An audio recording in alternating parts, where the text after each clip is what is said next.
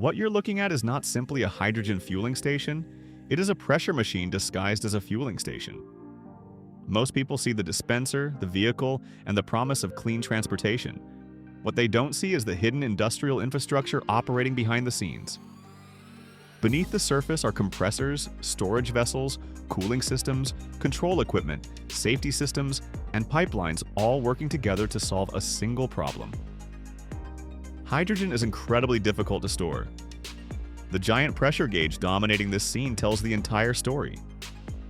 700 bar, roughly 700 times atmospheric pressure. That number sits at the center of modern hydrogen mobility. Without it, many hydrogen vehicles would not exist. Yet it also creates one of the biggest challenges facing the hydrogen economy. Every component you see here exists because hydrogen refuses to behave like conventional fuels. Unlike gasoline or diesel, hydrogen occupies enormous volumes when left uncompressed. The entire fueling station is essentially an engineering response to hydrogen's low density. And that raises a fascinating question. If so much infrastructure exists solely to manage pressure, what happens if pressure is no longer required? To understand why hydrogen needs such extreme pressure, look at the comparison in front of you. On one side is hydrogen at ordinary conditions. On the other side is hydrogen compressed to 700 bar. What appears to be a dramatic visual exaggeration is actually a reflection of reality. Hydrogen is the lightest element in the universe. Left uncompressed, it expands into a surprisingly large volume. A vehicle attempting to carry enough hydrogen without compression would require an enormous storage tank. It simply would not be practical. Compression changes everything. By forcing hydrogen molecules closer together, engineers dramatically reduce the amount of space required to store useful quantities of energy. The giant cloud shrinks into a manageable vessel. Suddenly, vehicles become practical. Suddenly, fueling stations become possible. Suddenly, hydrogen starts looking like a transportation fuel. But compression is not magic. It solves one problem while creating another. The more engineers compress hydrogen, the more infrastructure becomes necessary to handle it safely. Now we begin to see the true cost of 700 bar. Most discussions about hydrogen focus on production costs, renewable electricity, or electrolyzers. Yet hidden inside every hydrogen transportation system is an entire infrastructure dedicated to managing pressure. Look closely at what surrounds the storage vessel.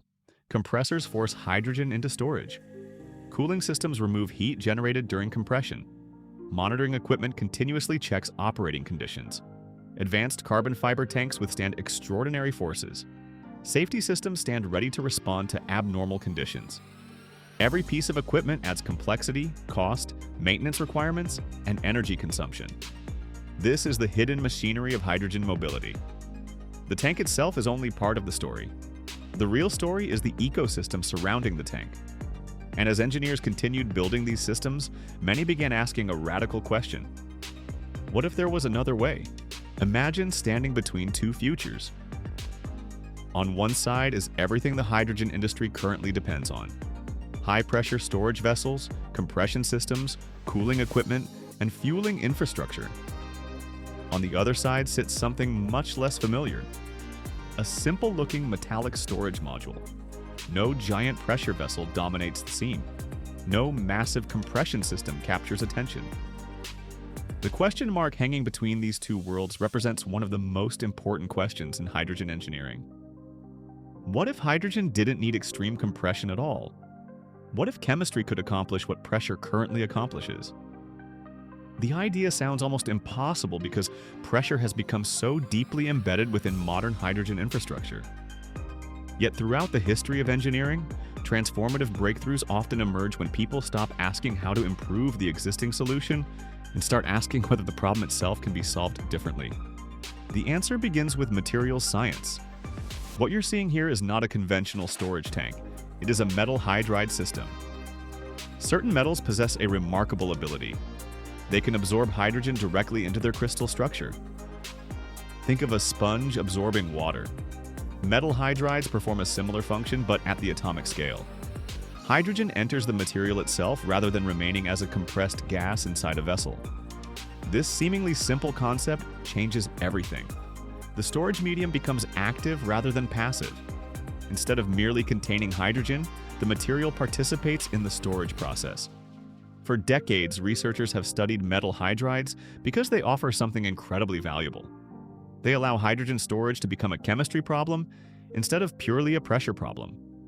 And once that shift occurs, entirely new possibilities emerge. To truly appreciate what makes metal hydrides unique, we need to zoom into the material itself. The structure you see here represents a metallic lattice. Spaces exist between the metal atoms. Hydrogen atoms enter those spaces and become integrated within the structure. This is one of the most fascinating aspects of hydrogen technology. The hydrogen is no longer simply trapped inside a container. It becomes part of the material. At the atomic level, the storage system behaves almost like a warehouse filled with microscopic storage locations. Hydrogen occupies those locations until it is needed. This means useful quantities of hydrogen can be stored without relying exclusively on extreme pressure. The material itself helps perform the storage function. What once required massive mechanical force can now be partially achieved through chemistry. It is a fundamentally different way of thinking about hydrogen storage. When engineers design a metal hydride storage system, they are no longer building around pressure. They are building around material behavior. The storage vessel you see here looks very different from a traditional 700 bar system because it operates according to different principles. Hydrogen enters the material through absorption. When needed, the hydrogen is released through controlled desorption. The storage medium becomes the central component of the entire system. This creates a new engineering pathway. Instead of focusing primarily on pressure management, engineers focus on thermal behavior, material performance, cycling durability, and hydrogen release characteristics. The result is a storage architecture that looks remarkably different from the systems currently dominating hydrogen transportation.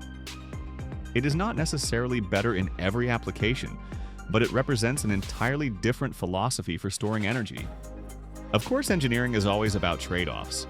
The balance scale shown here captures one of the most important realities in technology development. Solving one problem often creates another. Metal hydrides dramatically reduce dependence on extreme pressure, but they introduce weight.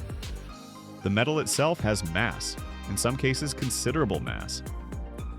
Compressed hydrogen systems are lighter but require sophisticated pressure management. Metal hydride systems operate at lower pressures but carry a weight penalty. The scale illustrates the challenge perfectly. There is no free lunch in engineering. Every solution involves compromise. The question is not which technology is perfect. The question is which compromise makes the most sense for a specific application. Passenger vehicles may prioritize lightweight storage. Stationary infrastructure may prioritize safety and simplicity.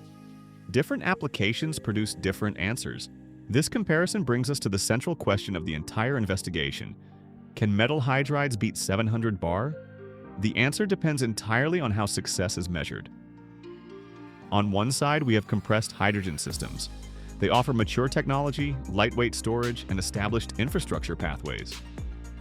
On the other side, we have metal hydrides. They offer reduced operating pressures, different safety characteristics, and alternative storage architectures. Neither side wins universally. The comparison reveals something much more interesting. Different technologies excel under different conditions. Passenger vehicles, heavy-duty transportation, backup power systems, industrial facilities, microgrids, and remote installations all operate under different constraints. What works best in one environment may not work best in another. The future may not belong to a single winner. It may belong to a portfolio of specialized solutions. When we zoom out and view the hydrogen economy as a complete system, the picture becomes much clearer. Look at the ecosystem unfolding before you. Vehicles, trucks, fueling stations, industrial facilities, storage infrastructure, and energy systems are all connected through a network of hydrogen flows. Notice something important. Both storage approaches exist within the same future. Compressed hydrogen does not disappear. Metal hydrides do not necessarily replace everything. Instead, each technology finds applications where its strengths matter most. Some sectors prioritize weight, others prioritize safety, some prioritize operational simplicity, others prioritize storage density. The hydrogen economy of the future may look less like a competition and more like an ecosystem. Different technologies working together to solve different problems. This is how most mature energy systems evolve. Diversity often proves more resilient than uniformity. The deeper we investigate hydrogen, the more we discover that the most important stories are hidden beneath the surface. Most headlines focus on hydrogen vehicles, billion-dollar projects, and major industrial announcements. Yet the real story often lies within the infrastructure. Storage technologies, engineering trade-offs, materials, science breakthroughs, and system-level decisions determine whether hydrogen succeeds at scale.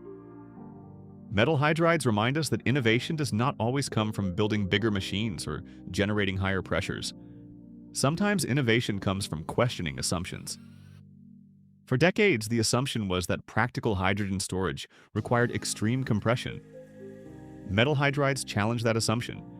Whether they ultimately become dominant or remain specialized, they expand the range of possibilities available to engineers. And that is why understanding hidden systems matters. The future of hydrogen will not be determined by a single technology. It will be determined by countless engineering decisions made across production, storage, transportation, and utilization.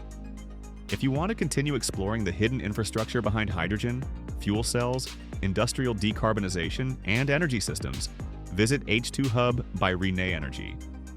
Because the future of hydrogen is not simply about making fuel. It is about understanding the engineering realities that determine which technologies survive, scale, and ultimately power the next generation of industrial civilization.